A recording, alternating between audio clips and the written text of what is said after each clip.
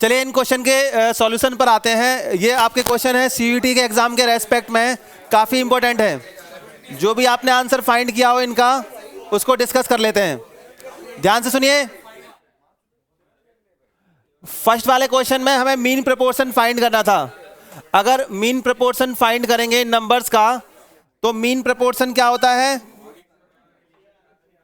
Under root में। ठीक है, तो ये जो क्वांटिटी है क्या गिवन है? ए और सी की वैल्यू। तो इनको क्या लिखेंगे? 0.25 इंटू 0.04।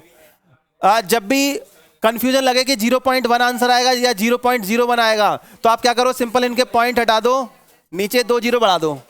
यहां पॉइंट हटाओ, नीचे 2 जीरो आपके बढ़ जाएंगे। अब ये कितना आ जाएगा?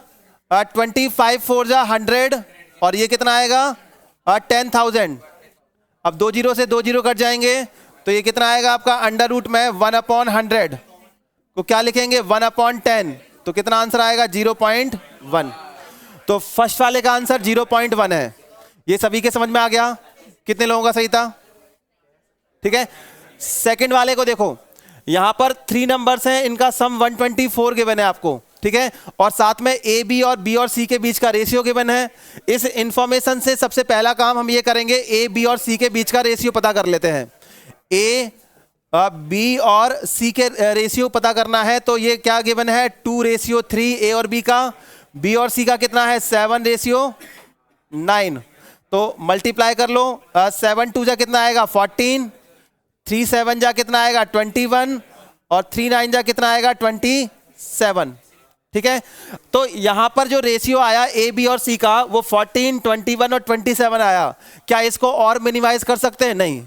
तो सिंपल हमने ए बी और सी की वैल्यू पता कर ली, क्योंकि ए बी सी का जो आपका सम है वो आपको 124 गिवन था। तो 124 जैसे आपका 14, 21 और 27, इनका जो सम है ये किसके इक्वल है?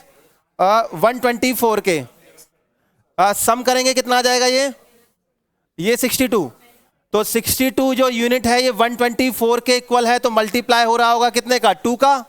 आपको क्या पता करना था? यहां पर थर्ड नंबर पता करना है, और थर्ड नंबर की वैल्यू कितनी है? 27। तो 27 में मल्टीप्लाई कर देंगे 2 का, तो कितना आएगा? 54। अगर आपसे फर्स्ट नंबर पता करने को पूछा जाता तो 14 में मल्टीप्लाई 2 कर देते, या आपका 21 में 2 का मल्टीप्लाई कर देते, आपको आंसर मिल जाता।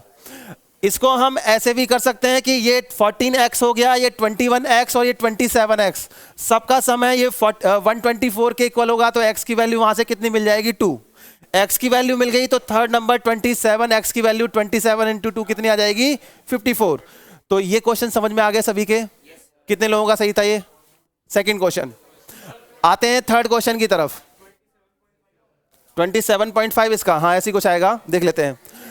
अब जितने भी प्राइम नंबर हैं, कितने से कितने के बीच में? 20 से 35 के बीच में, उनका क्या पता करना है? एवरेज। अब 20 से 35 तक के जितने भी प्राइम नंबर हैं उनका एवरेज पता करने का क्या कोई फॉर्मूला है हमारे पास में? नहीं। तो हमें क्या करना है? जितने भी आपके प्राइम नंबर हैं उनको लिख लेना है। 20 के बाद क्या आएगा? 23। 23 के बाद क्या आएगा? 29।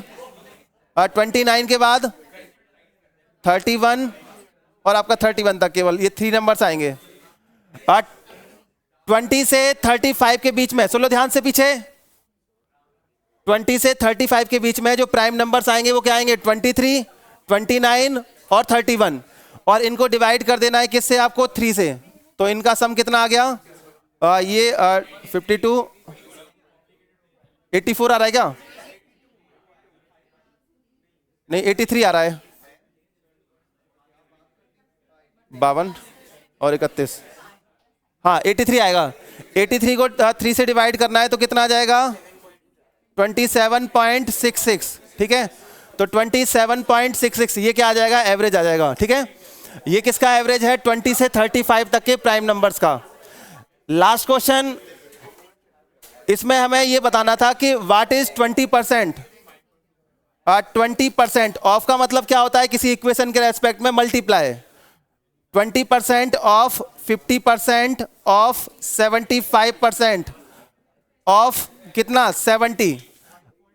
अब ये हमें बताना था। अब यहां पर ये 70 है, ये न्यूमेरिकल वैल्यू है, बाकी सभी वैल्यू किस में गिवन है, परसेंटेज में, तो इनको हमें पहले न्यूमेरिकल वैल्यू में कन्वर्ट करना पड़ेगा। कैसे, देखो 20/100 मल्टीप्लाई बाय 50/100 इंटू ये आपका 75/100 इंटू 70 किसके इक्वल है आपका, क्वेश्चन मार्क। ये क्वेश्चन मार्क की वैल्यू फाइंड करनी थी। अब 20 से देखो कितना 5 टाइम, 50 से देखो ये 2 टाइम, 25 से ये 3 और 25 से ये कितना 4। अब देखो और कुछ कैंसिल हो सकता है क्या इसमें, 5 2 जा 10, 10 से ये 70 कितना 10 टाइम कैंसिल हो जाएगा, तो अब ये कितना बचेगा 30/4। ये आपका कितना आएगा, और भी कुछ बच जाएगा,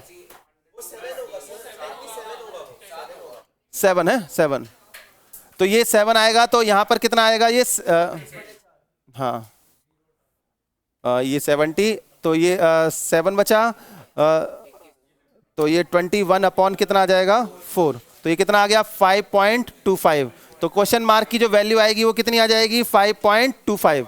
तो इस क्वेश्चन का जो आंसर है लास्ट वाले का कितना आ रहा है 5.25। ये सभी के समझ में आ गया, इसको नोट कर लो।